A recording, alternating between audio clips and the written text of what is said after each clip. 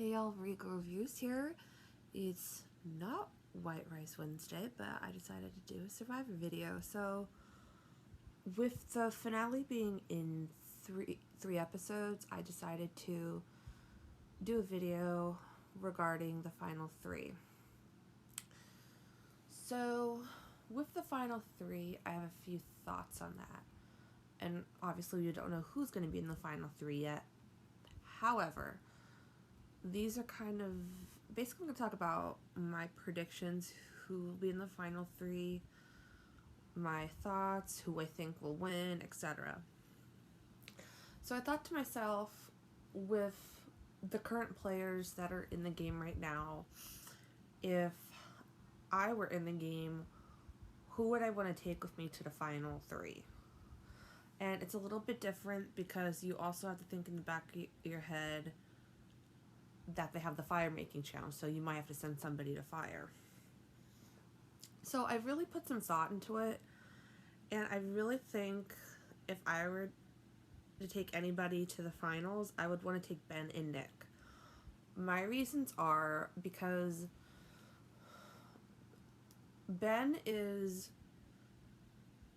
he comes across as annoying to other castaways at camp, and I don't know what everyone else is thinking in the game, but I feel like Ben is the perfect person to take to the end because he's not playing a really good social game, and a lot of people, I mean, it's not that they don't like Ben, he just comes across as annoying, and he just loves to push, at least from what I'm viewing, it seems like he likes to instigate situations to take the target off his back.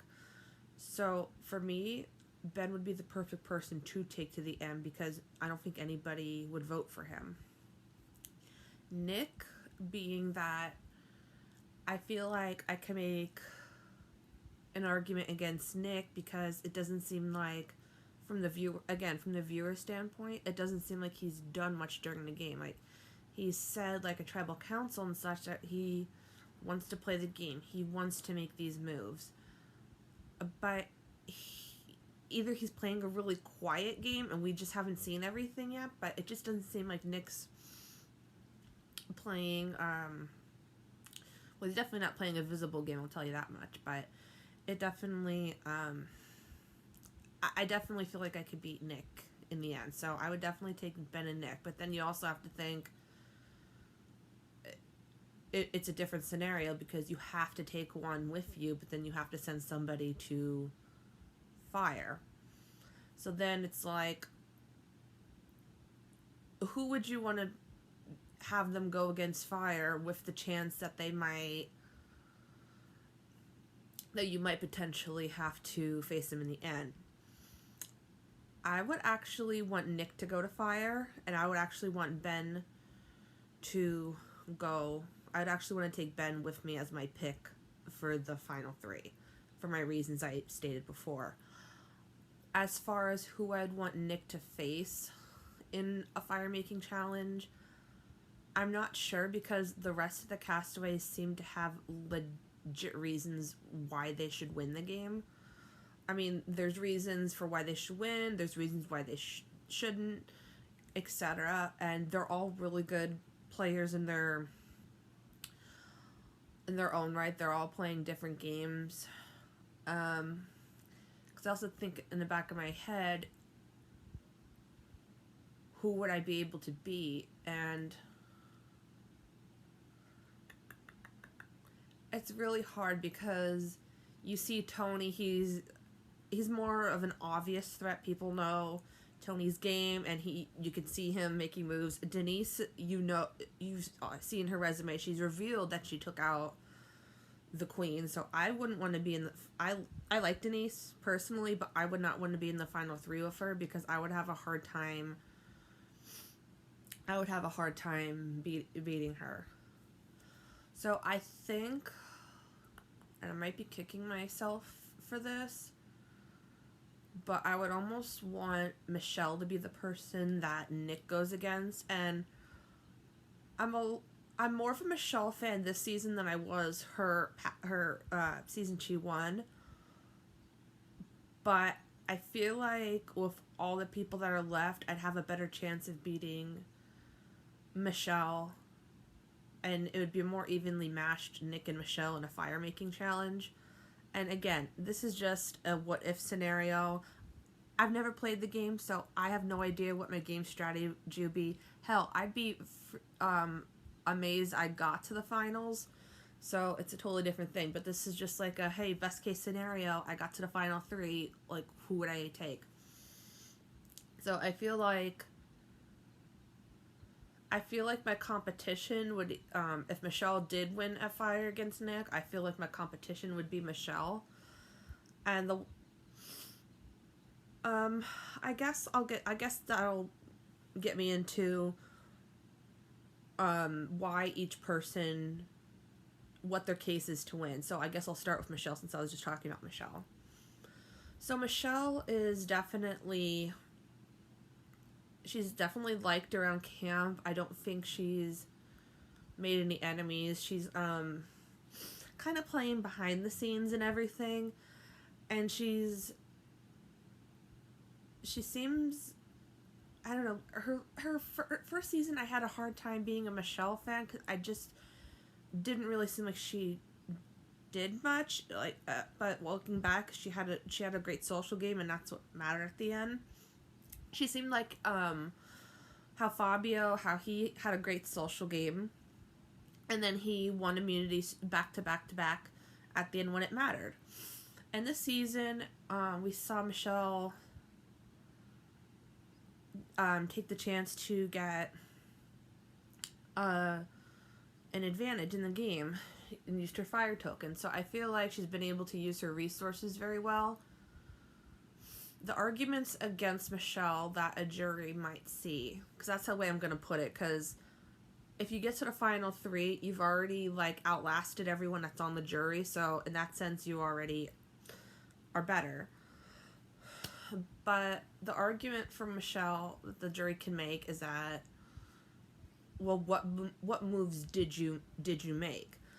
Sure, you bought an advantage, but that's not a guarantee. Like, say, worst case scenario, she uses that advantage and she doesn't get, I believe her advantage is a 50-50. If she flips it one side, she gets immunity, flips it the other side, doesn't. So worst case scenario, if she flips it, doesn't get immunity, then she wasted her fire tokens for nothing. So I feel like the jury would be really looking at Michelle to see what moves she's made during the game and how she's changed since her original season. And I feel like Michelle can make the case saying that her original season, she got a lot of it was controversial and she got a lot of negative criticism that she didn't deserve. And she could say how this game she wanted to actually prove to people that she did deserve this win. So that's Michelle's case. With Nick, I feel like he would have a hard time convincing the jury that he's played a great game. The fact that he would have made it there to the end says something, but what moves has he really done? I mean, he is like the type with, like Michelle, like he's gotten along with everybody, so he, in that sense, he has a good social game going for him, but the downside would be what I just said, that he hasn't really made any moves that he tried, and they could also argue that he wasn't involved in most of the plans that he was trying to intrude it. And we saw last episode how he, I mean, this isn't Nick's fault. I mean, it's actually kind of good that he caught Tony finding an idol, but Nick wasn't really in on the conversations. He would kind of just, like, walk around and say, hey, what are you guys talking about? So that's where Nick would have a problem. With Jeremy's really well liked, and I feel like he would have a really good chance. He's playing the same game as he did in Second Chance, in a sense that he wants to have shields around him, and it worked great for him in Second Chance, and he's been people are starting to see that He's a threat. He's good. He's good in challenges. I mean, he lasts. What longer did he win first immunity? With Denise, I think he did. Yeah, but Jeremy's very well liked. The argument against that they might not vote for Jeremy, they might say that he hasn't done anything different. It's the same game. They might say one of the big things I think they might say is that he wasn't loyal, that he went back on his tribe. I mean, his alliance, not his tribe. That he wasn't a team player because he used that advantage without power, and right when his alliance needed his vote, so they can use that against him.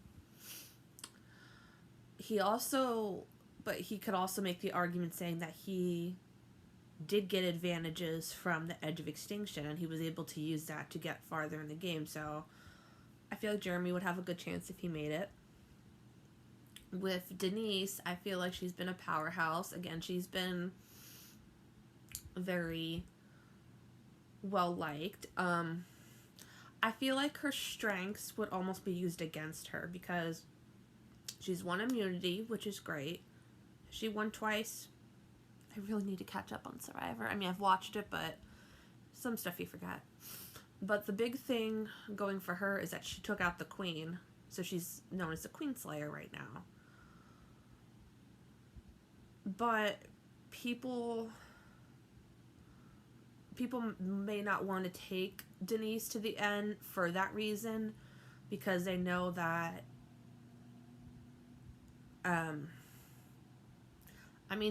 because they know that she is starting to build her resume. She's been in a tight alliance since, well, besides Adam. I mean, she took him out when she thought she had to, but she's been in a tight alliance, so Denise has the loyalty factor too. She hasn't made any enemies out there. I feel like Denise would have a really good shot. I mean, I don't really see anything they can use against Denise or why somebody wouldn't vote for her. The only thing I could see why they maybe wouldn't is from what I've seen in past seasons, how if there's males and a female at the end, we've seen, with the exception of Sarah in season 34, people are most likely to vote for a male. So if Denise, for conversation's sake, if she was in the end with Jeremy and Ben, I feel like they would automatically toss Denise's gameplay out and automatically look at Ben and Jeremy, which is sad and not fair, but, you know, that's the fact. With Sarah, she's playing a really good social game. She's playing more of a different game than she did her in Game Changers. I think next week we're definitely going to see the aftermath of them voting Sophie off. She did have that advantage that she had in her original season where she could steal a vote, and she was able to use that to take Tyson out. She has remained loyal to both her alliance of Tony and both her alliance with Sophie. And I guess something that they can maybe say is that you let other people dictate the votes for you. Like how we just saw last week how Tony was able to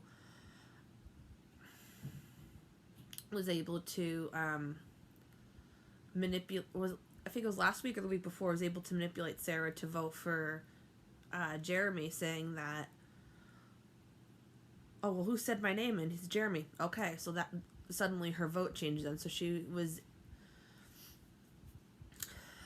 easy to, I wouldn't say easy to manipulate, but she was easy to sway in that sense. Sarah could say that she gave a reward away. She could use the fact that she did give her reward to Nick. So I think that's actually a good strategy going for her. I feel like also if she were to go against Fire and against somebody, I have a feeling Sarah would actually beat them at the end. With Ben, I feel like he's gonna have a really hard time telling people, like, I don't think he's playing a good social game right now. I feel like he's gonna have a hard time explaining to people exactly what his moves are, what did he really do in the game. So, but also Ben can use I don't know, Ben kind of made it known in his original season how he suffers from PTSD, so he could say that in the finals and try to get some sympathy votes. How I mean, you almost don't want to say sympathy votes, but a lot of the times, I'm not saying all the time, but sometimes the jury does look for a good who has a good story and who could benefit more from the million, or in this case $2 million. And with that sense, Ben can use that to his advantage, because he could say with the $2 million he can help other people suffering from his condition. With Tony, I feel like he's had a couple good weeks right now. Weeks in our sense, but days in Survivor time. He was able to build a spy bunker, and it appears next week a spy nest. So he's not afraid to go out there and make the moves he needs to make it to the end. He has 2 immunities under his belt now, so that's working for his favor. He was able to steer away from that disadvantage, and the fact that he was able to score 6 tickets, the 6 tokens, that says something. And Tony's just very likable. I feel like he's able to charm people really well, even though if he makes some enemies. Like, I feel like in his original season in Cagayan, I feel like he rubbed people the wrong way, but people overall respected his game in the end, and they kind of let their feelings go in order to see that Tony was the right winner in the end. And then finishing it off with Kim. Kim can argue that she won immunity, and I think she currently now has a record for the most immunity wins for a female. She can say that she was able to see through people's plans, that she was on the bottom. A lot of the time she felt like she wasn't in tight alliances, but she was able to remain focused and stay in the game. And again, the thing with Denise, I feel like the only thing that would go against Kim, I mean, she won her season, but the final 3 was all female. So I feel like the only thing that's going to go, that would prevent Kim or Denise or even Sarah and Michelle from not winning would be if they were in the final 3 with males. And it's so sad to say, but we've seen that the most of the time the winners are males, and it's sad actually, because you see that females make some moves on Survivor, and they are quick to judge their moves, but a male will come up with it a few days later, and they think, oh, that's such a great idea, let's go with that plan, and the males get all the credit for it, and the women are just seen as goats. So, my ideal final 3, this is who I personally would want to see at the end, just because just from what I've seen and who I like. I would love to see Tony. I'm a big Tony fan. Been a fan of him since the beginning. Sarah and Denise. I feel like that final 3 would be evenly matched. I feel like each of them would have a really good case to say to the jury, and honestly, if that was the final 3, I'm not sure which one of them would win. I think it would all come down to what we see in these next few episodes. Who what final three, who actually what I think will win. So basically what I mean by that is, who do I actually think will make it to the final three. So this is disregarding the fact I like who's in the final three. So I actually think the final three will be Tony, Sarah, and Michelle. I feel like Tony is doing a really good job, even though people are saying that he's a threat and wants Tony out. He's finding immunities. He's getting, well, that was more of a disadvantage to Tony, but he has at least 2 immunities now, so there's 8 people left, so he's at least good to the final 6 if he plays both his immunities back to back. Michelle, I feel like she's kind of under the radar right now, and I feel like she has a really good